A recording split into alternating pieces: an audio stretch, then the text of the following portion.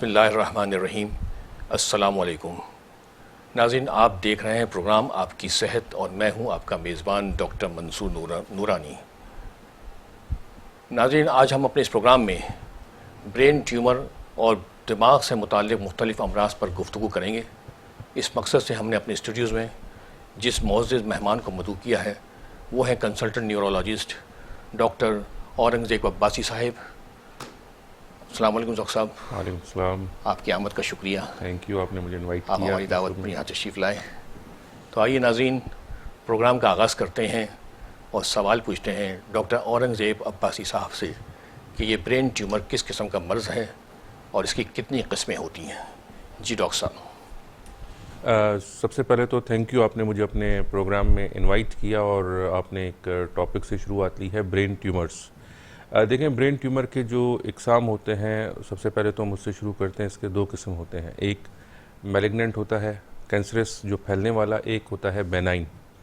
अब बेनाइन जो होते हैं वो स्लो ग्रोइंग होते हैं, वक्त के साथ फैलते हैं और एक अपना टाइम लेते हैं और अपनी स्पेस बनाते हैं। मतलब वो नॉन कैंसर कैंसर में तब्दील नहीं, कैंसर में तब्दील नहीं होते। और एक होते हैं कैंसरस जो, जैसा कि नाम बता रहा है, कैंसरस हैं तो वो फैलते भी जल्दी हैं, जगह भी बहुत जल्दी लेते हैं, तो पेशेंट में उनके सिम्टम्स बड़ी जल्दी आ जाते हैं, जो कैंसरस होते हैं, फैलने वाले ट्यूमर्स जो होते हैं। और जो बेनाइन होते हैं, क्योंकि वो स्लो होते हैं, स्लो उनकी ग्रोथ होती है, तो ब्रेन जो है अपने आप को एडजस्ट करता है, काफ़ी लेट उनका पता चलता है, लेकिन एनी हाउ क्योंकि वो उतने डेंजरस नहीं होते तो वो उस स्टेज पे भी निकाले जा सकते हैं। तो इनकी दो किस्में होती हैं। अच्छा, एक और किस्मों के हिसाब से एक और भी तकसीम है उनकी, प्राइमरी और सेकेंडरी। जी हाँ, प्राइमरी और सेकेंडरी हम उस वक्त कहते हैं जब प्राइमरी तो वो जो ब्रेन के अपने ही ट्यूमर्स हों, सेकेंडरी वो जो बॉडी के किसी और हिस्से से आए, जैसा कि मेट्स हो गए। तो मोस्ट कॉमन जो ब्रेन में मेट्स आते हैं वो पल्मोनरी मेट्स आते हैं, कोलोन के मेट्स आते हैं, रीनल मेट्स आते हैं, ब्लैडर के मेटास्टेसिस हो जाती है, लेकिन वो बड़ी ख़तरनाक सिचुएशन होती है और उसके सर्जरी जो है वो डिपेंड करती है कि कितने मेट्स ब्रेन में हैं। अगर सिंगल है तो हम निकाल देते हैं, लेकिन अगर मल्टीपल मेट्स होते हैं तो उसके लिए फिर हम जो है रेडिएशन वगैरह वो करते हैं। लेकिन तफ्तीश करने के लिए कि भाई ये कौन सी चीज़ है, हमें बायोप्सी करना बहुत ज़रूरी होता है। तो जो सबसे पेरिफेरल होता है ब्रेन में उसकी हम बायोप्सी करते हैं ताकि एग्जैक्ट पता किया जा सके। अच्छा, पल्मोनरी जो होता है वो मेटास्टेसिस के थ्रू सबसे ज़्यादा होता है। हाँ, मेल में और फीमेल में सी मतलब दूसरे कैंसरस की निस्बत। जी हाँ, ये तो उसका रेशो तो मोर देन 50% है। अच्छा, पल्मोनरी। हाँ हाँ। अच्छा, ये ब्रेस्ट कर लें, चेस्ट कर लें, मेल में चेस्ट का होता है, लंग्स का, और अच्छा, ब्रेन के तो बहुत बड़ा हिस्सा है, उसमें वो मोस्टली किस हिस्से में होते हैं ब्रेन ट्यूमर्स? ब्रेन ट्यूमर्स जो होते हैं, देखें इसमें अगर हम जैसा फ्रंटल लोब है, ब्राइटल लोब है। जी हाँ, इसमें देखिए हम दो हिस्सों में इसको डिवाइड करते हैं, सुप्राटेंटोरियल एंड इंफ्राटेंटोरियल। तो अगर आप मेट्स की बात करते हैं तो वो तकरीबन इंफ्राटेंटोरियल ही होते हैं, और बाकी जो हैं ट्यूमर्स वो सुप्राटेंटोरियल मोस्ट कॉमन है। उनमें जो है मेनिंजोमा मोस्ट कॉमन होता है, एस्ट्रोसाइटोमा मोस्ट कॉमन होता है, जो ग्लायोमा के टाइप्स हैं वो मोस्ट कॉमन है। पिट्यूटरी ट्यूमर्स होते हैं, अक्सर ख़वातीन में बहुत ज़्यादा वो होते हैं पिट्यूटरी ट्यूमर्स। उसके अलावा जैसे आपसे डिस्कस हो रहा था, मेट्स बहुत कॉमन हमारे पास आते हैं, ये मोस्ट कॉमन है। बाकी ग्लायोमा के टाइप्स होते हैं मुख्तलिफ, ग्रेड 1, ग्रेड 2, ग्रेड 3, उनको हम एपेंडाइमोमा और इसमें वो डिवाइड करते हैं हम लोग। अच्छा, एक किसी को हो जाए एक दफ़ा ब्रेन ट्यूमर तो उसको कैसे पता चलता है कि मुझे प्रॉब्लम है ये? हाँ जी, ये बहुत आपने साइन एंड सिम्टम्स की तरफ आपका इशारा है। देखें, जब पेशेंट जिनको इस तरह के ब्रेन के इश्यूज़ होते हैं वो जब हमारे पास आते हैं तो वो किसी न किसी डेफिसिट के साथ आते हैं। हेडेक रहना, मुसलसल हेडेक रहना, स्पेशली अर्ली मॉर्निंग का हेडेक। मतलब एंटी हेडेक जो ट्रीटमेंट है, जी हाँ, वो तो वो लेने से उतना इफेक्टिव नहीं होगी। अब वो हेडेक क्यों हो रहा है? हेडेक एक तो ट्यूमर का प्रेशर, या वो ऐसी जगह पे है जहाँ पे दिमाग का पानी जो है उसको रास्ता नहीं मिल रहा, हाइड्रोसेफेलस। दूसरा, ड्यूरा पे प्रेशर की वजह से वो बड़े पेन सेंसिटिव होते हैं, और ये सारी चीज़ें मिलके हेडेक करवाती हैं। दूसरा, फिट्स, पेशेंट फिट्स के साथ आता है, कॉन्टीन्यूअस फिट्स रहते हैं। अब अगर वो पैराइटल लोब पे है तो इप्सिलैटरल एक तरफ के उनको फिट्स रहेंगे, फ्रंटल के हैं तो जनरलाइज फिट्स के साथ पेशेंट हमारे पास आते हैं। तो सुप्राटेंटोरियल ट्यूमर में ज़्यादातर पेशेंट को फिट्स ही होते हैं, भले वो ऑसिपिटल रीजन के हों, टेम्पोरल के हों, फ्रंटल के हों, तो पेशेंट हमारे पास फिट्स के साथ प्रेजेंट करते हैं। इसके साथ वीकनेस, हाथ या पाँव की कमज़ोरी के साथ, या उनको वीकनेस होगी, उसके साथ उनको नमनेस, सुनपना हाथ का रहेगा। अब ये नहीं कि सिर्फ हाथ का एक पर्टिकुलर पूरा हाथ, ऐसा नहीं सिर्फ उंगलियों का, बिकॉज अगर हम सिर्फ उंगलियों की बात करेंगे तो उसमें कॉर्ड इन्वॉल्व होता है, सर्वाइकल कॉर्ड, सर्वाइकल स्पाइन या डॉर्सल स्पाइन अगर इन्वॉल्व हो जाए तो सिर्फ वो एक पर्टिकुलर उंगलियों को या हाथ को इन्वॉल्व करते हैं। लेकिन जो ब्रेन का होगा वो पूरी लिम्ब को इन्वॉल्व करेगा, पूरे हाथ को इन्वॉल्व करेगा, पूरी टांग को इन्वॉल्व करेगा, और पेशेंट हमें बताएगा कि वक्त के साथ ये वीकनेस मेरी बढ़ती हुई जा रही है, वो उसमें इंक्रीज़ हो रहा है। अब अगर हम लोकेशन की बात करें, जैसे पिट्यूटरी का है वो नज़र पे असर डालेगा, ऑसिपिटल का है वहाँ पे भी विजुअल सेंटर है तो वो भी नज़र की कमज़ोरी पे उसका इफेक्ट बहुत ज़्यादा होगा। तो ये वो मुख्तलिफ चीज़ें हैं जिनको फिर हम असेस करते हैं। टेम्पोरल और पैराइटल पे है तो पेशेंट को बोलने में बड़ी मुश्किल होगी, स्पीच इसको कहेंगे आप उसको। फ्रंटल के बिल्कुल अगर साइज़ बड़ा है उसका, जैसे मेनिंजोमा होते हैं, तो उनको फैसला करने में, बोलने में काफ़ी डिफ़िकल्टी होती है। तो यानी ब्लड विजन भी हो सकता है इसमें? हाँ जी हाँ, विजन पे भी काफ़ी असर होता है। जैसे मैंने कहा पिट्यूटरी के ट्यूमर्स होते हैं, ऑसिपिटल रीजन के जो ट्यूमर्स होते हैं, उनमें ज़्यादातर पेशेंट हमारे साथ विजन के साथ भी प्रेजेंट करते हैं। पहले वो ऑप्थेल्मोलॉजिस्ट के पास जाते हैं और काफ़ी अर्सा जब वहाँ से उनको फ़ायदा नहीं होता, उनका वो प्रेशर वगैरह मेजर करते हैं, वो काफ़ी रेज होता है फंडोस्कोपी पे, तो फिर वो हमारी तरफ रेफ़र करते हैं। अच्छा, वॉकिंग डिफ़िकल्टी या वर्टाइगो, ये सब चीज़ें? जी हाँ, अगर इंफ्राटेंटोरियल हो, ये मैं आपको, इंफ्राटेंटोरियल हो जैसे सेरिबेलम का हो गया, उसमें ज़्यादातर बैलेंस जो है पेशेंट का इप्सिलेटरली, उसको चलने में डिफ़िकल्टी होगी, वॉक प्रॉपर नहीं कर पाएगा, डिसआर्टिकुलेशन, बोलने में लफ्ज़ों का जो तलफ़ुज़ है वो प्रॉपर उसका नहीं होगा, और हाथों की कोऑर्डिनेशन आपस में वो प्रॉपर नहीं होगी। साइन और सिम्टम्स जो है वो उसकी लोकेशन के हिसाब से? जी हाँ, वो लोकेशन के हिसाब से। इनके किस हिस्से में अगर ट्यूमर है तो उससे अफेक्टेड जो एरिया है, हाँ, तो वो इन्वॉल्व होगा, और उसके साथ मैं ये भी बताता चलूँ, जैसे आपने इनिशियल पूछा हमसे प्राइमरी और सेकेंडरी, मैलिग्नेंट और कैंसरस, जिस तरह हम इसको डिवाइड करते हैं। अगर पेशेंट हमें कहता है कि ये मुझे सिम्टम्स 6 महीने से, 7 महीने से, तो हम समझ जाते हैं भाई that is a chronic symptoms, sign and symptoms, इसको काफ़ी अरसे से हैं। अगर कोई ट्यूमर है, कोई इन्फेक्शन है जो ग्रो कर रहा है, तो वो काफ़ी अरसे से। लेकिन अगर कैंसरस होता है तो ये symptoms with in 3 to 4 months होते हैं, लेस देन 3 मंथ्स इवन मैं कहूँगा। 3 महीने के अंदर इस तरह के सिम्टम्स पेशेंट डेवलप करता है और अपना वेट लॉस करता है, तो वो सिचुएशन जो है काफ़ी ख़तरनाक होती है पेशेंट के लिए। अच्छा, जो सेकेंडरी होता है वो ज़्यादा मुश्किल में होता है, क्योंकि उसके तो सारे मेटास्टेसिस मुख्तलिफ जगहों पर भी होगा। जी हाँ, ये इसलिए हम एक्चुअली फिर हम जाते हैं इन्वेस्टिगेशंस की तरफ ना, उसकी हम इन्वेस्टिगेशंस करवाते हैं। तो मोस्ट कॉमन जो हमारी इन्वेस्टिगेशन होती है that is MRI contrast, brain contrast, MRI brain contrast. उससे भी पहले हम CT करवाते हैं। CT में जब डायग्नोस हो जाता है तो हम MRI ब्रेन कंट्रास्ट करवाते हैं। उससे हम उसकी साइज़, लोकेशन, अपनी अप्रोच हमें किस तरह करनी है, वो सारा हम पहले से प्लान कर लेते हैं। और काउंसलिंग किस तरह की होनी चाहिए, वेसल्स कौन सी इन्वॉल्व हैं, और अगर इस तरह की डेंजरस हैं जैसे सेरेब्रल आर्टरीज उसमें आती है, मिडिल या एंटीरियर सेरेब्रल आर्टरी, तो फिर हम उसकी जो है एंजियोग्राफी भी करवाते हैं। और अगर मेड्स हैं जैसा आपने कहा, तो हम पेट स्कैन हमारे पास बहुत कॉमन है। पेट स्कैन काफ़ी जगहों पे, अब कराची में भी हो रहा है, तो हम पेट स्कैन का ऑर्डर करते हैं ताकि हमें पता चले कि इसकी प्राइमरी कहाँ पे है। तो पेट स्कैन भी उसमें काफ़ी नॉन इन्वेसिव में हेल्प कर सकता है। MR स्पेक्ट्रोस्कोपी वो भी नॉन इन्वेसिव है, और वो भी हमें पता सकती है कि either it is benign, malignant या एप्सिस। तो काफ़ी चीज़ों में वो काफ़ी नॉन इन्वेसिव ऐसी चीज़ें हैं जो हमें हेल्प आउट कर सकती हैं।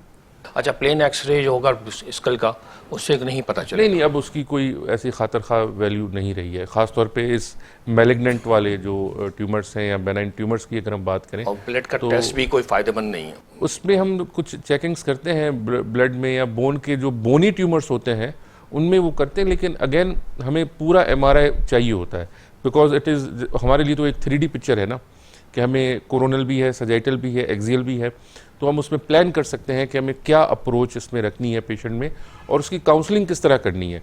जो एरिया इन्वॉल्व है, आइदर उसकी वजह से, अब हमारे यहाँ एक रिवाज है, हो सकता है 15 दिन में पेशेंट ऐसी वीकनेस करे कि पूरा हाथ काम ना करे, लेकिन अगर वो थोड़ा सा भी 2 उंगलियां भी सर्जरी की वजह से चली गई, ये उसके लिए बहुत बड़ा मसला हो जाता है।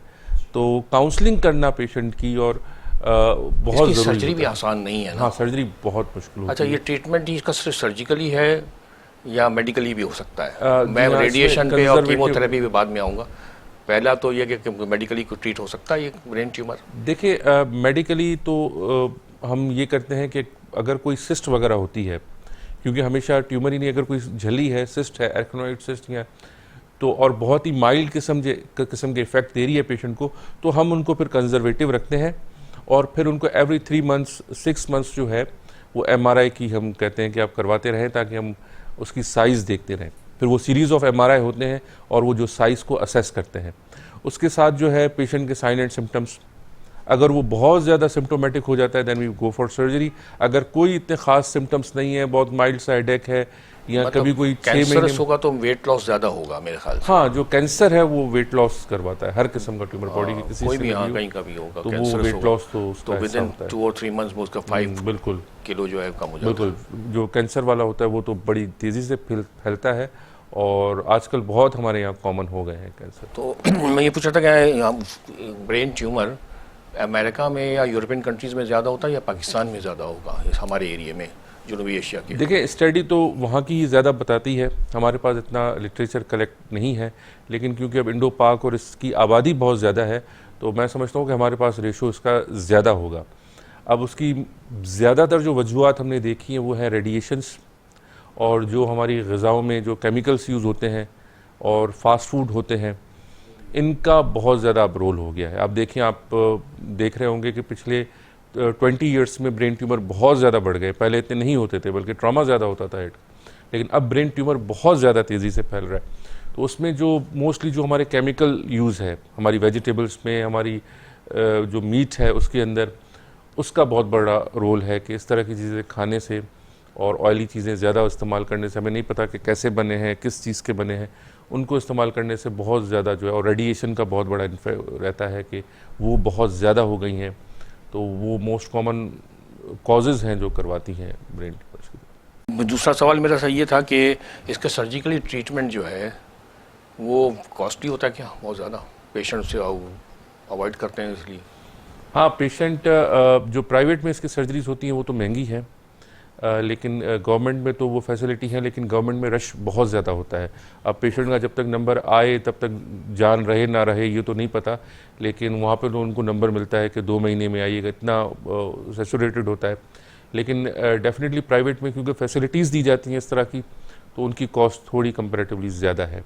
अच्छा, सर्जरी करने के बाद पेशेंट मुकम्मल ठीक हो जाता है कि उसको आप कीमोथेरेपी या ये सर आपने बहुत अच्छा सवाल पूछा, क्योंकि अक्सर लोग हमसे एक्सपेक्ट करते हैं कि सर्जरी के बाद पेशेंट बिल्कुल ठीक हो जाएगा या उसका सफ़र जो है ये ट्रीटमेंट का वहीं रुक जाएगा।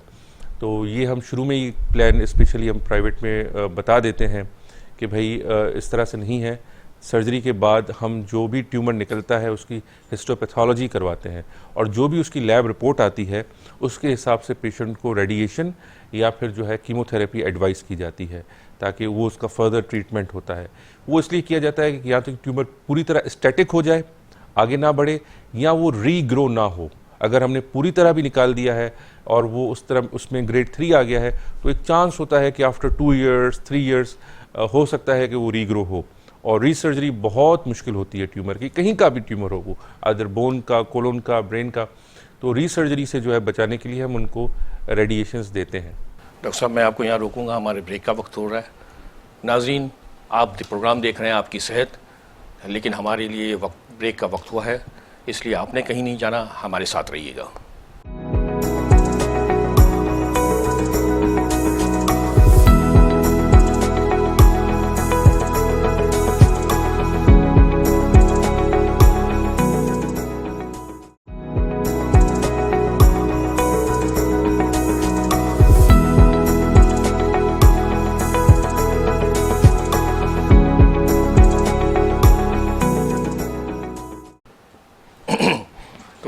हाँ, ये मैं इसने यही पूछना है, मैं पूछा था ट्रीटमेंट के बाद। नाज़रीन, ब्रेक से वापस आ गए हैं हम। अब प्रोग्राम को वहीं से शुरू करते हैं जहाँ पे मुनक़ता हुआ था, और डॉक्टर साहब औरंगज़ेब अब्बासी साहब से पूछते हैं कि ये ब्रेन ट्यूमर के इलाज में रेडिएशन और कीमोथेरेपी के बाद पेशेंट मुकम्मल ठीक हो जाता है या नहीं, या फिर उसकी मज़ीद तबीयत या हालत बिगड़ जाती है, उससे बचाव का क्या तरीके हैं? जी डॉक्टर साहब। देखें, सबसे पहले तो ये है कि पेशेंट ने किस स्टेज पे हमारे पास प्रेजेंट किया है, आइदर ही इज़ अर्ली और ही इज़ लेट। हमारे पास एक और भी सिस्टम होता है कि लोग दूसरे तावीज़ वगैरह इनमें भी लग जाते हैं और काफ़ी लेट हमारे पास प्रेजेंट करते हैं। लेकिन अपार्ट ऑफ दैट मैं ये कहूँगा कि जब पेशेंट हमारे पास आता है, जो डेफिसिट उसको है वो तो रहेगा, वो ठीक होना मुश्किल है। लेकिन ट्यूमर निकलने के बाद पेशेंट को अगर histopathology, that is very important, अगर उसमें आता है कि भाई ये ग्रेड 3 है या ग्रेड 4, तो रेडिएशन बहुत ज़रूरी होती है। ग्रेड 2 तक पेशेंट 10-15 ईयर्स आराम से अपने निकाल देता है, लेकिन अगर रेडिएशन में ग्रेड 3 या 4 आता है, उस स्टेज में हम उनको कीमोथेरेपी एंड रेडिएशन की तरफ ले जाते हैं। कीमोथेरेपी तो अब ज़रूर एक ऑन्कोलॉजिस्ट ही डिसाइड करता है, लेकिन अब हमारे पास काफ़ी एडवांस रेडिएशंस पाकिस्तान में हैं। अच्छा, कीमोथेरेपी के अपने नुकसान, साइड इफ़ेक्ट्स बहुत है ना। पेशेंट की कंडीशन वैसे ही शक्ल सूरत भी बेचारी की ख़राब हो जाती है, बाल भी झड़ जाते हैं। जी हाँ, साइड इफ़ेक्ट्स उसके होते हैं। वो तो बेचारा आधा वैसे ही मर चुका होता है करीब। कीमोथेरेपी देखें, कीमोथेरेपी ना सिर्फ ये तो आपने जो ज़ाहरी उन पे किया कि बाल भी गिरते हैं, स्किन भी उसकी थोड़ा वो हो जाती है, लेकिन उनके जो, हाँ बिल्कुल, उनके लिवर पे भी उसका बहुत बुरा असर होता है, ब्लड सर्कुलेशन पे भी असर होता है, सीबीसी जो है उनकी रिपोर्ट्स पे भी उनके कभी इवन एलएफटी और सीबीसी इन पे भी उनके काफ़ी, और उनका जो आरबीसीज का काउंट होता है, काफ़ी चीज़ों पे फ़र्क पड़ता है। और 1-2 दफ़ा हर कीमोथेरेपी के बाद उनकी पूरी तरह से रिपोर्ट्स होती हैं, जिनको देखकर यूसीई की, सीबीसी की, एलएफटी की, उनके बेसिस पे उनकी अगली ट्रीटमेंट प्लान की जाती है कि ऐसा तो नहीं कि पेशेंट डिटोरिएट तो नहीं था, लेकिन कैंसर इज़ अ कैंसर, अब क्या कर सकते हैं, एटलीस्ट पहले इलाज नहीं था, अब इलाज है, लेकिन हाई मॉनिटरिंग पे कीमोथेरेपी दी जाती है। हाँ, कीमोथेरेपी के जो सेशन होते हैं, उस बेचारे को हर उसके बाद उसको वॉमिटिंग भी बहुत होती है। जी हाँ, बिल्कुल, उससे ही वो बेचारा खाने पीने से रहेगा। हाँ, ये है। अब ये वो चीज़ें हैं जिनकी काउंसलिंग भी करनी पड़ती है, फैमिली को भी इनकरेज किया जाता है, पेशेंट को भी इनकरेज किया जाता है। जब तक लाइफ है, चलना तो है, if they have adopted for such options, तो फिर उनको इन सारी चीज़ों के बारे में बताया जाता है। अच्छा, ये जो आप सर्जिकली रिमूव करते हैं, इसमें साइबर नाइफ का भी इस्तेमाल है या ये रेडिएशन में आता है? जी हाँ, ये साइबर नाइफ और गामा नाइफ जो हैं वो लेटेस्ट टेक्नोलॉजीज़ हैं। इनमें फ़र्क ये है कि साइबर नाइफ पूरी बॉडी के जो ट्यूमर्स हैं उन पे असर करती है, और लंग्स का हो, लिवर का हो, ब्रेन का हो और कोलोन का हो। गामा नाइफ जो है वो ख़ास ब्रेन के लिए है, और ब्रेन के जो भी ट्यूमर्स हैं उन पे गामा नाइफ दी जाती है, साइबर नाइफ दी जाती है। और इनमें ये है कि अगर इनका साइज़ 3 या लेस देन 3 सेंटीमीटर्स है तो इनका इफ़ेक्ट बहुत ज़बरदस्त होता है। जो हम इनकी इमेजिंग करवाते हैं उसके बेसिस पे हम डायग्नोस करते हैं कि ये मेनिंजियोमा है, ये ग्लियोमा हो सकता है, और ये पिट्यूटरी ट्यूमर है, उनकी लोकेशन वगैरह से, और उसके हिसाब से रेडिएशन डोज उनका दिया जाता है पेशेंट को, और पेशेंट उस पर अभी बहुत अच्छा रिस्पॉन्ड करते हैं। पहले पेशेंट को इन तरह की ट्रीटमेंट के लिए बाहर के मुल्क जाना पड़ता था और बहुत एक्सपेंसिव कॉस्ट होती थी। सिंगापुर जाते थे, इंडिया जाते थे, और तुर्की जाते थे, यूरोप कंट्रीज़ में जाते थे।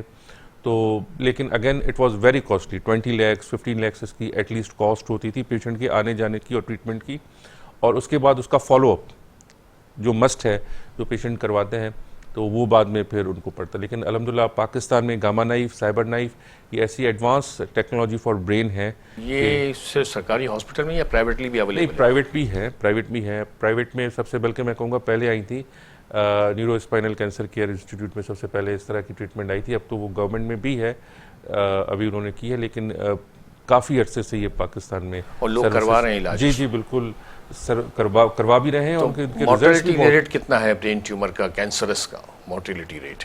देखिए, मोर्टेलिटी रेट अगर कैंसरस के अगेन ग्रेड पे डिपेंड करता है। अगर मैं सिर्फ 2 ही ग्रेड्स लूँ इसके, ग्रेड 3 और ग्रेड 4, ग्रेड 4 का तो लेस देन 6 मंथ्स है, बिकॉज वो बड़ी तेज़ी से फैलता है और होता भी ओल्ड एज में है, तो पेशेंट के अंदर इतनी ताकत भी नहीं होती कि जैसा आपने बताया कि कीमोथेरेपी वगैरह बर्दाश्त करने की। और ग्रेड 3 जो है उनका एटलीस्ट 8 ईयर्स तक सर्वाइवल होता है, अच्छा सर्वाइवल होता है उसका। उसमें ये होता है, टारगेट यही रखा जाता है कि उसकी ग्रोथ को रोका जाए, ट्यूमर की, पेशेंट का जो लाइफ स्टाइल है उसको अच्छा मेंटेन किया जाए। तो ट्यूमर ग्रोथ कंट्रोल करने के लिए फिर जो भी पॉसिबल फैसिलिटीज़ अवेलेबल होती हैं वो फिर हम ऑन्कोलॉजिस्ट पे छोड़ते हैं, फिर वो रेडिएशन की तरफ जाएँ, फिर वो कीमोथेरेपी की तरफ जाएँ। तो ये लेटली उनका फिर हम डॉक्टर साहब, अब हम अगला सवाल करेंगे ब्रेन एब्सेस के बारे में। ये किस किस्म का मर्ज़ है और ये किस तरह फैलता है या वजूहात क्या है उसकी? जी हाँ, ब्रेन एब्सेस जो है basically again sine and symptoms से मैं शुरू करूँगा, वो वही होते हैं। पेशेंट को जहाँ पर भी होगी वो हेडेक करवाएगी, हाथ पाँव की कमज़ोरी होगी, हाथ पाँव में नमनेस होगी, और पेशेंट इन्हीं चीज़ों के साथ हमारे प्रेजेंट करेगा। लेकिन इसमें पेशेंट को फीवर होगा, फीवर रहेगा, और या तो पेशेंट के पास एक ऑब्वियस हिस्ट्री होगी कि इसको एब्सेस है, या फिर वो हमें हिस्ट्री से पता चलती है। जैसा कि मोस्टली ये जो है कार्डियक इश्यूज़ होते हैं बच्चों में, कार्डियक इश्यूज़ की वजह से होती है, टेट्रोलॉजी ऑफ फ्लॉट या एंडोकार्डाइटिस होता है बच्चों में भी। जी हाँ, इसमें ये चीज़ें आती हैं तो वो हमारे पास प्रेजेंट करते हैं। या ब्लड बॉडी में कहीं और इन्फेक्शन है तो उससे हेमाटोजीनियस पाथ से वो ट्रैवल करता हुआ वहाँ जाता है। या पेशेंट के डायरेक्ट ट्रॉमा की वजह से, डायरेक्ट ट्रॉमा जैसे कोई इंजरी हो गई या स्किन में इन्फेक्शन है जो पेनिट्रेट कर गया ब्रेन के अंदर, स्किन से भी चला जाता है। ये हैरानकुन बात थी कि स्किन से भी ब्रेन एब्सेस बनता है। जी हाँ, उसने बोन को, फंगस खास तौर पे जो है फंगल इन्फेक्शन, उन्होंने बोन को भी इन्वॉल्व किया, फिर ब्रेन को भी इन्वॉल्व किया, और पंटाजीनियस जो बिल्कुल एडजेसेंट स्ट्रक्चर को इन्वॉल्व करते हैं, उसमें मोस्टली साइनस इन्वॉल्वमेंट, साइनसाइटिस की वजह से भी, जी हाँ, उसकी वजह से ईयर की वजह से भी होता है। डेंटल भी है, डेंटल भी है, डेंटल में भी इन्फेक्शन है या साथ में वो ट्रांसफर हो जाएगा डेंटल। अब ये मोस्ट कॉमन वजूहत हो गई। ओटाइटिस मीडिया कान के थ्रू ब्रेन में जा रहा है, साइनोसाइटिस। अच्छा, आम आदमी सोच नहीं सकता कि ये यार मेरे दांत में तकलीफ थी, ये ब्रेन में कैसे? जी हाँ, बिल्कुल, ये दांत one of the most common reason है। उसके बाद चेस्ट इन्फेक्शन, पल्मोनरी का इन्फेक्शन जो है वो तो हर चीज़ को इन्वॉल्व करता है, तो वो चेस्ट इन्फेक्शन जो है वो भी जा सकता है। उसके साथ कार्डियो को ले ले, कार्डियक इन्फेक्शन भी जा सकता है, और साथ में जो ये 2-3 वजूहत हमने एक्सप्लेन। अच्छा, इसके जो इन्फेक्शस के ऑर्गेनिज्म है, जो ऑर्गेनिज्म है जो है, उसमें बैक्टीरिया है, फंगस है और वायरल भी है? नहीं, वायरस नहीं है इसमें। मोस्ट कॉमन जो है वो बैक्टीरियाज हैं, उसमें स्ट्रेप्टोकोकस मोस्ट कॉमन है, देन स्टेफाइलोकोकस ये आते हैं, फंगस इसमें आता है, ये पैरासाइट्स भी, पैरासाइट्स फंगस भी आता है, और फंगस सबसे ख़तरनाक है बिकॉज इसका इलाज भी लंबा चलता है और इसका जो मोर्टेलिटी है वो सबसे ज़्यादा है। तो फंगस कैसे पहुंचता है? ये भी नाक के जरिए, थ्रू नोज़, नाक के थ्रू मोस्ट कॉमन ये जाता है और पूरे फ्रंटल एरिया को इन्वॉल्व करता है, और जैसे ही हमने इसको छेड़ा या इसकी बायोप्सी की, ये और तेज़ी से फैलना शुरू कर देता है। इसका इलाज किस तरह किया जाता है? इनको हम मेडिकली ट्रीट करते हैं।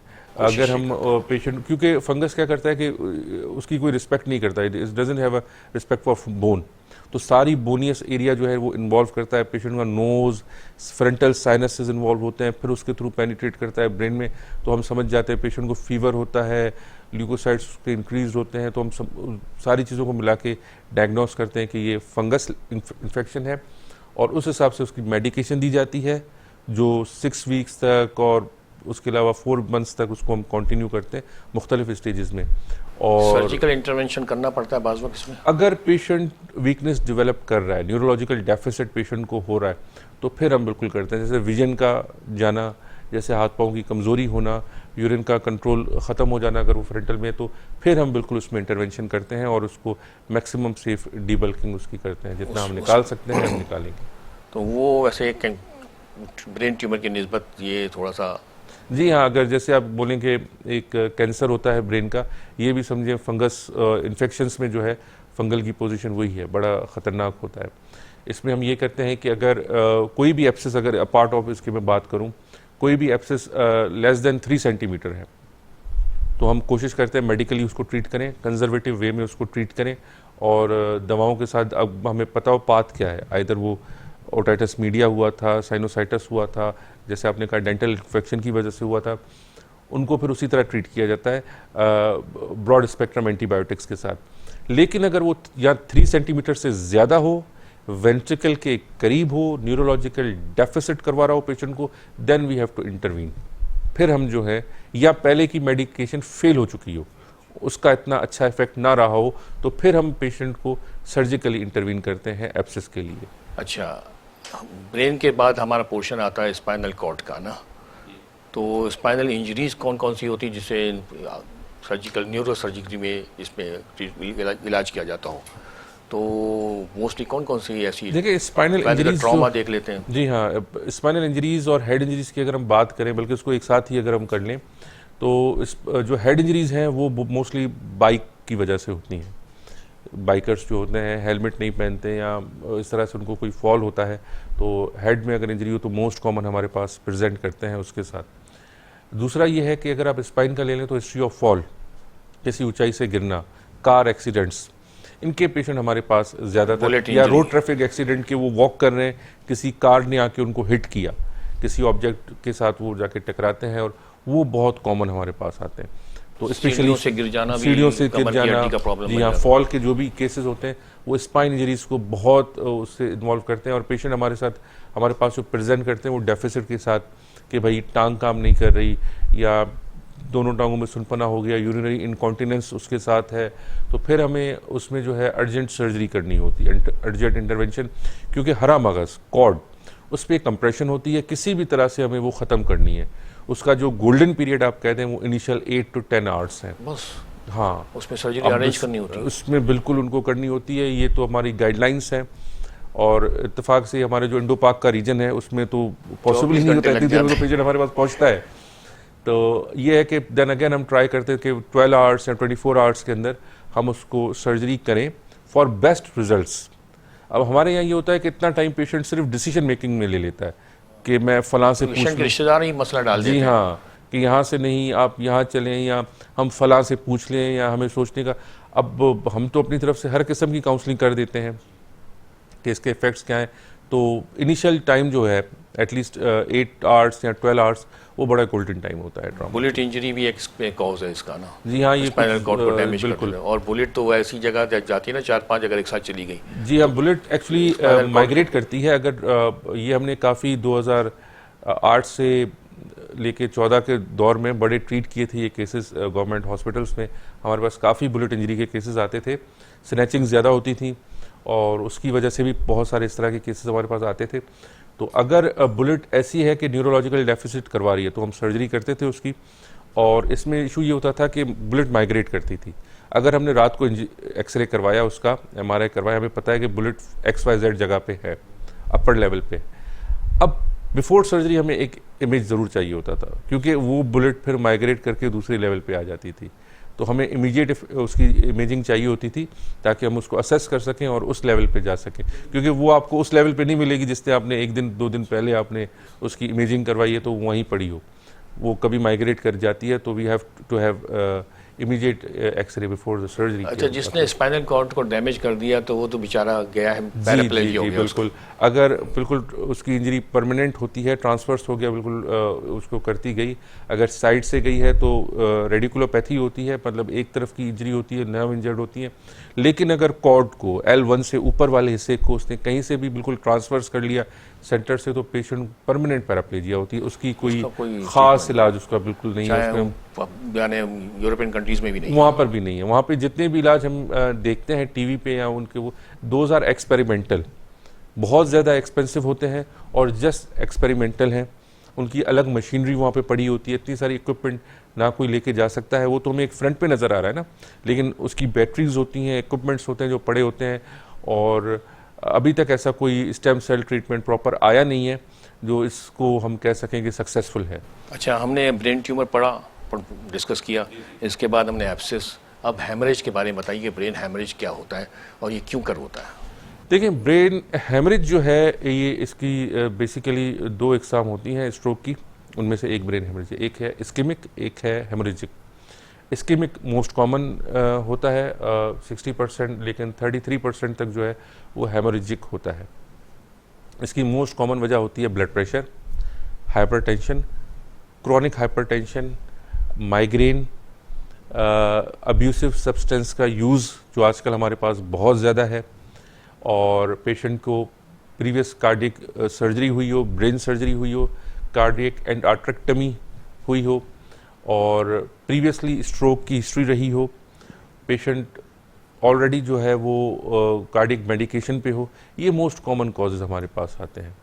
तो जो हम, ये तो खैर कॉजेज़ है, लेकिन जो हम प्रैक्टिकली भी देखते हैं, diabetic patient, non case of hypertension, इस तरह के, और क्रॉनिक हाइपरटेंशन, प्रीवियस स्ट्रोक की हिस्ट्री रही हो, ये हमारे पास बहुत ज़्यादा। पेशेंट क्या सिम्टम लेके आता है आपके पास अगर बड़ा हेमरेज है तो? पेशेंट जो है हमारे पास आते हैं ब्लीड के साथ, ब्रेन के ब्लीड के साथ आते हैं, और अगेन सिम्टम्स जो वही होते हैं, वीकनेस होती है और अनकॉन्शियस होते हैं, पेशेंट का जीसीएस लो होता है। अच्छा, कॉन्शियस भी आते हैं कुछ जो ब्रेन हेमरेज के साथ? कॉन्शियस होते हैं। देखिए इसमें 4 फैक्टर्स होते हैं कि पेशेंट को हम असेस करते हैं कि जीसीएस कितना है, हेमरेज कितना हुआ, पेशेंट का जो है ब्लड का वॉल्यूम कितना है और वेंट्रिकल इन्वॉल्व है या नहीं, दिमाग का पानी उसमें इन्वॉल्व हुआ है या नहीं। तो ये 4, अगर पेशेंट का वॉल्यूम लो है, ब्लड जो हेमरेज हुआ है लो वॉल्यूम है, जीसीएस अच्छा है और वेंट्रिकल को इन्वॉल्व नहीं किया, तो पेशेंट के चांसेस बहुत अच्छे होते हैं। ये पेशेंट कॉन्शियस आते हैं हमारे पास। लेकिन कुछ पेशेंट बदकिस्मती से जिनका हेमरेज ब्लड बहुत ज़्यादा हो, मोर देन 30 सीसी का ब्लड हेमरेज हो, वो हमारे पास अनकॉन्शियस आते हैं, उनका जीसीएस लेवल बहुत लो होता है, तो उनकी मॉर्बिडिटी और मोर्टेलिटी कंपैरेटिवली ज़्यादा होती है। और उसमें फिर जब हमारे पास वो प्रेजेंट करते हैं और उस कॉज को हम असेस करते हैं, तो यूजली इसमें अगर फैमिली को काउंसिल किया जाता है आउटकम के बारे में, and then we proceed for surgery. Doctor साहब, फिर मैं आप वक्फा होने वाला है, तो इसलिए मैं आपसे सॉरी माजरत करता हूँ। नाज़रीन, प्रोग्राम जारी है, हम यहाँ एक छोटा सा ब्रेक लेंगे, हमारे साथ रहिएगा, we will be right back.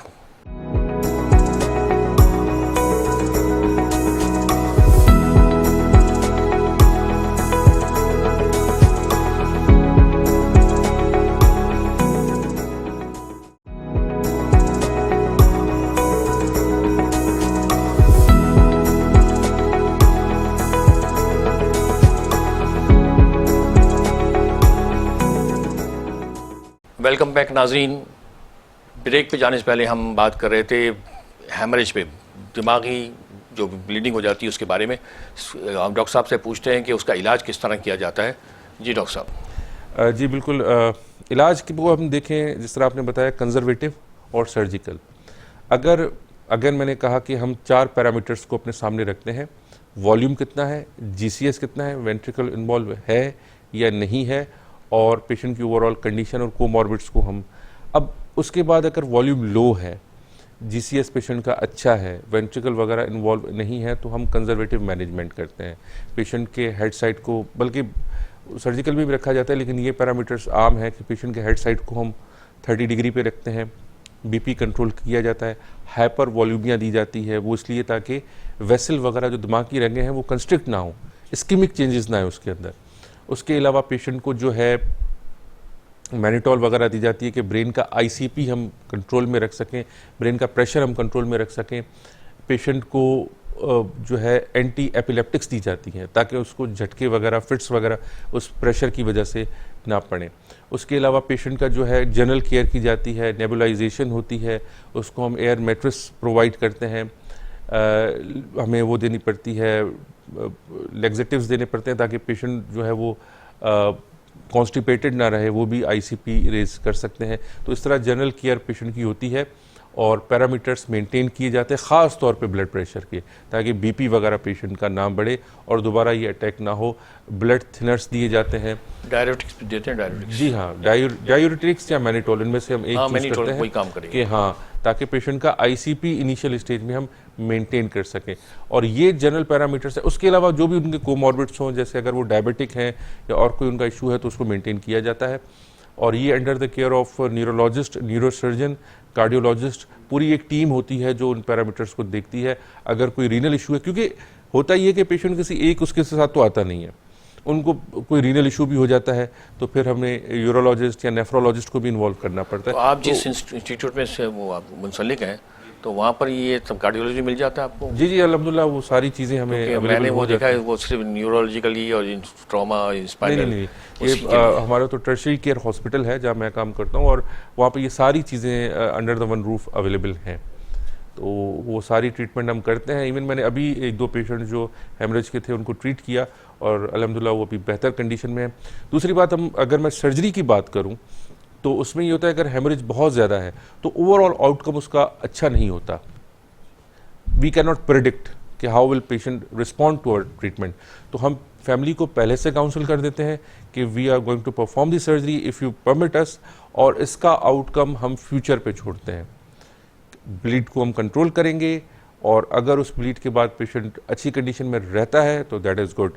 क्या होता है कि अगर हम ब्लीड बहुत ज़्यादा है, फैमिली में परमिट करती है, तो हम हेमरेज को निकाल कर 14 to 15 डेज़ के बाद हम उसका DSA करवाते हैं, डिजिटल एंजियोग्राफी, और उसमें पता चलता है कि पेशेंट की कौन सी वेसल से रप्चर हुआ। फिर डिसाइड होता है कि आइदर उसकी जो है हमें कॉइलिंग करनी चाहिए या हमें जो है उसकी एन्यूरिज्म क्लिप लगाना चाहिए परमानेंट तौर पे। तो वो फर्दर फिर ट्रीटमेंट होता है अगर पेशेंट अच्छा रिस्पॉन्ड करे तो। अच्छा, अब आ जाए कमर के दर्द पे। कमर का दर्द की क्या क्या वजूहत हैं? स्पॉन्डिलोसिस क्या चीज़ होती है? देखें, कमर दर्द की बहुत सारी वजूहत हैं। उसमें ये होता है कि कमर, एक तो हड्डी की पोजीशन चेंज हो जाए। जैसे पहले तो मैं आपको बता दूं, अगर एक वर्टिब्रा दूसरी वर्टिब्रा पे जो है वो एडजेसेंट पे स्लाइड कर जाए, दैट इज़ स्पॉन्डिलोसिस। वो पार्ट्स का फ्रैक्चर होता है जिसकी वजह से ये कंडीशन आती है, और बोन की वीकनेस की वजह से आती है। मोस्ट कॉमन जो हमारे डिजेनरेटिव डिजीज़, वरना ट्रॉमा की वजह से भी ये देखी जा सकती है। एक तो ये रीज़न हो गया जो आपने बता दिया। उसके अलावा डिस्क जो है, डिस्क प्रोलैप्स जो है मोस्ट कॉमन है। प्रोलैप्स डिस्क के साथ हमारे पास पेशेंट प्रेजेंट करते हैं। प्रोलैप्स क्या मतलब वो आगे पीछे हो जाती है? एक्चुअली दो हड्डियों के दरमियान गोश्त होता है जिसे हम डिस्क कहते हैं, वो बनी होती है न्यूक्लियस पल्पोसिस के साथ और एनुलर फाइब्रोसिस के साथ। वक्त के साथ क्या होता है कि वो ड्राई हो जाती है, विथ एज वो ड्राई होना शुरू हो जाती है। वो सेंट्रल पोर्शन उसका ग्लाइकोप्रोटीन का बना होता है। वक्त के साथ जैसे वो ड्राई होती है उसमें टीयर्स आते हैं, हाइट कम होती है, और उसमें जो टीयर्स आते हैं तो डिस्क बाहर की तरफ प्रोलैप्स करती है। एंटीरियर एनुलस फाइब्रोसिस ज़्यादा स्ट्रांग होता है, पोस्टीरियर थोड़ा वीक होता है, तो उसका ज़्यादा प्रेशर पोस्टीरियर की तरफ होता है। और पोस्टीरियर क्या पड़ा हुआ है? नर्व्स। तो जैसे वो पोस्टीरियरली आता है नर्व्स पे कंप्रेशन होती है। अब जैसे नर्व पे कंप्रेशन आई, वो जहाँ तक सप्लाई कर रही है, इट इज़ L4, L5 या S1, मोस्ट कॉमन इन्वॉल्व ये होती हैं, जहाँ तक वो सप्लाई करिए पूरी अपने डर्माटोम पे वो उस पेन को कैरी करेंगी और इस सिम्टम्स से। अच्छा, ये तो हो गया प्रोलैप्स डिस्क। उसके अलावा मल्टीपल लेवल की स्टेनोसिस, मल्टीपल लेवल पे ब्रॉड डिस्क होना शुरू हो जाती है पेशेंट के पोस्चर की वजह से, तो उसके साथ प्रेजेंट करते हैं। तो हमारे यहाँ क्योंकि इंडो पाक रीजन पे, इस पूरे रीजन में विटामिन डी की, कैल्शियम की अक्सर लोगों में कमी होती है, इधर मेल और फीमेल में तो ज़्यादा है, मेल में भी है, तो उनकी वजह से बोन का शेप स्ट्रक्चर चेंज हो जाता है। तो उनकी ये समझें कि ऑस्टियोफाइट्स बन जाते हैं, बोनी ऑस्टियोफाइट्स, उनके स्ट्रक्चर में चेंजेस की वजह से। तो वो भी ये समझें कि नर्व पे प्रेशर डालते हैं। तो ये पोस्चर की वजह से भी होता है लोग? जी हाँ, ज़्यादा देखें, मैं आपको बताऊं कि this is the second most common cause जिसके साथ पेशेंट ओपीडी में प्रेजेंट करते हैं। और इसमें पेशेंट के एक तो ये इश्यूज़ हो गए जो हमें MRI पे, इमेजिंग पे नज़र आएंगे। एक होते हैं साइकोलॉजिकल इश्यूज़, जैसे कोई केस हो, जैसे जॉब किसी की बहुत हैवी है, और जैसे साइकोलॉजिकल और डिप्रेसिव और स्ट्रेस के इश्यूज़, तो वो भी इन चीज़ों के साथ, नेक पेन के साथ या बैक पेन के साथ हमारे पास। अच्छा, मैंने देखा जो लैपटॉप पे सारा दिन बैठे रहते हैं उनको नेक पेन की ज़्यादा प्रॉब्लम। ऐसे बहुत सारे पेशेंट हमारे पास प्रेजेंट करते हैं मोबाइल यूज़ की वजह से, या जिनका ऑफिस में लैपटॉप का बहुत यूज़ हो, जिनकी सिटिंग बहुत ज़्यादा हो, वो हमारे पास बैक पेन के साथ, नेक पेन के साथ बहुत ज़्यादा प्रेजेंट करते हैं। तो इस सर्जिकली इसको ठीक किया जा सकता है? इनिशियली तो हम इसमें इन्वेस्टिगेशंस करवाते हैं। इन्वेस्टिगेशन में अगेन एक्सरे होता है, डायनामिक एक्सरे जो फ्लेक्शन और एक्सटेंशन में हम करवाते हैं। उसके बाद जो है हम MRI की तरफ जाते हैं। MRI हमें पूरे कॉर्ड पे जो भी या थीका पे जो भी कंप्रेशन है उसके बारे में हमें बताएगा। वो जज करने के बाद हम पेशेंट को आइदर कंजर्वेटिव रखते हैं या सर्जिकल उस पर करते हैं। ठीक है, तो सर्जिकली वो ठीक हो जाता है? जी हाँ, अगर हम डैमेज हो रही है तो। अब मैं आपको बताऊं कि अगर हम पहले कंजर्वेटिव जाते हैं तो पेशेंट को मेडिकेशन पे रखा जाता है, जिनमें हम प्रीगैबलेंस देते हैं, मसल रिलैक्सेंट देते हैं, पोस्चर चेंज के बारे में, लाइफ स्टाइल चेंज के बारे में, जो उसका कोई रीज़न है। जैसे आपने बताया सिटिंग उनकी अगर बहुत ज़्यादा है या वो मोबाइल का यूज़ बहुत ज़्यादा है, तो उनको हम समझाते हैं कि भाई ये आप कम करें, फिजियोथेरेपी करवाएं। लेकिन अगर अगर हम मखसूस बात करें किसी डिस्क के ऊपर, डिस्क बहुत ज़्यादा है और बहुत ज़्यादा वो कंप्रेशन दे रही है जिसका मेडिकल इलाज नहीं हो सकता, और वो बाद में कॉर्डा एक्ना की तरफ जाएगी, that is permanent damage to the nerve, जिसकी वजह से यूरिन कंट्रोल ख़त्म हो जाए, लेग का पावर ख़त्म हो जाए और सडल एनेस्थीसिया पेशेंट फील करे, तो उसके लिए फिर हम फ़ौरन पेशेंट को सर्जरी के लिए रिकमेंड करते हैं कि आप सर्जरी करवाएं, और फिर उनको हम सर्जरी करते हैं। अब सर्जरी के भी बहुत सारे मेथड्स हैं। एंडोस्कोपिकली की जाती है, मिनिमल माइक्रोस्कोपिक सर्जरी भी की जाती है, तो और हेमिलैमिनेक्टमी के साथ भी सर्जरी की जाती है। पहले तो पूरा स्पाइनस प्रोसेस वगैरह सारा ओपन किया जाता था, लेकिन अब ऐसा नहीं होता, अब मिनिमल इन्वेसिव सर्जरी की जाती है इसमें, और हम जो इन्वॉल्व साइड है, इधर राइट साइड या लेफ्ट साइड, उसी को ही खोलते हैं, उसी के ही मसल्स को हटा के, बोन को हटा के बहुत मिनिमम इंसिजन से जो है डिस्क रिमूव करते हैं। अच्छा, मैंने बच्चों में देखा है कि बच्चों की कमर पर थोड़ा सा निकला हुआ होता है, माइलो मेनिंजोसील भी शायद होता है मेडिकली। 25 तो वो क्या चीज़ है, हमारे नाज़रीन को ज़रा समझाएंगे। देखें, माइलो मेनिंजोसील जो है ये एक बच्चों को जो है बचपन में जो उनकी माओं में अक्सर फोलिक एसिड की कमी की वजह से, दैट इज़ विटामिन B9, उसकी कमी की वजह से स्पाइन पूरा फ्यूज़ नहीं हो पाता, ख़ास तौर पे लोअर लंबर एरिया इन्वॉल्व करता है ये। वो फ्यूजन ना होने की वजह से जो है वो खुला रह जाता है और एक झिल्ली के थ्रू या स्किन के थ्रू वो पूरा कवर्ड होता है। That is called spina bifida की एक टाइप है माइलो मेनिंजोसील। अब उसमें भी 2 किस्म है, उसके मोस्ट कॉमन जो हमारे पास प्रेजेंट करते हैं, मेनिंजोसील जिसमें सिर्फ उसमें पानी भरा हुआ हो, या माइलो मेनिंजोसील जिसमें नर्व्स इन्वॉल्व हों। तो मोस्ट कॉमन ये फोलिक एसिड की कमी की वजह से होता है, या किसी दोनों पेरेंट्स में किसी को ये रह चुका हो पहले स्पाइना बाइफिडा, या डायबिटिक मालाइटिस रहा हो, या ओबेसिटी हो पेरेंट्स में, तो उसकी वजह से ये रीजंस हैं इसके। तो डेंजरस कौन सा है इसमें, जिसमें नर्व्स आ गई हैं? जी हाँ, जिसमें नर्व्स हैं, माइलो मेनिंजोसील ज़्यादा डेंजरस है। यूजुअली फॉरेन में तो ये होता है कि जब ये इस तरह की डायग्नोसिस हो गई, अर्ली डायग्नोसिस होती है 4 to 6 वीक्स के अंदर, तो वो तो एबॉर्शन का ऑप्शन भी रखते हैं उनके पास। सेकंड ये होता है कि अगर उनको लेट पता चला है फॉरेन कंट्रीज़ में, तो वो फिर एंडोस्कोपिकली जो है ड्यूरिंग प्रेगनेंसी ही उसका रिपेयर कर देते हैं। लेकिन हमारे पास इस पूरे रीजन में जो है पैदाइश के बाद इसकी सर्जरी की जाती है और इसकी रिपेयर किया जाता है माइलो मेनिंजोसील का, और उसको बंद किया जाता है। अब ये पेशेंट अगर हमारे पास आते हैं, उनको किसी टांग की वीकनेस है, कमज़ोरी है, लेफ़्ट की, राइट की, या दोनों टांगों की, तो वो पैराप्लेजिया के साथ, तो वो ठीक नहीं हो सकता, वो हम काउंसिल करते हैं। लेकिन अगर दोनों में से कोई इशू नहीं है, तो फिर हम एज़ यूजुअल जो इन्वेस्टिगेशन जो हम करवाते हैं इसमें वो MRI है। हमें देखना होता है कि भाई कोई कमर में इतनी थर्ड कॉर्ड तो नहीं है, रगे नीचे फंसी तो नहीं हुई। हम CT स्कैन ब्रेन करवाते हैं ताकि देखें दिमाग में पानी तो नॉर्मल है, क्योंकि ये कंजेनाइटल है तो 2-3 चीज़ों के साथ एसोसिएशन होती है। कैरी मॉलफॉर्मेशन देखी जाती है MRI सर्वाइकल करवा के कि कैरी मॉलफॉर्मेशन एसोसिएटेड तो नहीं है। फिर फैमिली की इसी तरह के काउंसिल की जाती है। हम जैसे ही इसका डीटीथरिंग करते हैं, नर्व्स फ्री करवाते हैं, पूरा रिपेयर करते हैं, तो patient again multi disciplinary issue है, पीडियाट्रिशियन के पास जाता है, रिहेबिलिटेशन होती है। अगर क्लब फुट है तो ऑर्थोपेडिक को इन्वॉल्व किया जाता है। तो ये भी मल्टीपल, और यूरिनरी इश्यूज़ हैं तो यूरोलॉजिस्ट को इन्वॉल्व किया जाता है। तो ये भी एक, ये समझिए कि मल्टी डिसिप्लिनरी इशू बन जाता है। अच्छा, अब आखिर में सिर्फ मैं हाइड्रोसेफेलस के बारे में पूछूंगा कि वो ब्रेन के अंदर पानी भर जाता है, वो क्या मसला है? देखें, हाइड्रोसेफेलस ब्रेन का पानी होता है जो नॉर्मली 400 ml तक डेली बेसिस पे बनता है। पूरे ब्रेन में 150 और 150 एटलीस्ट कमर में होता है, और वो वेंट्रिकल में जाके, जी हाँ, वेंट्रिकल को घूमता हुआ स्पाइन से होता हुआ। अब कभी कभी अगर ब्रेन में उस पानी को एब्जॉर्ब करते हैं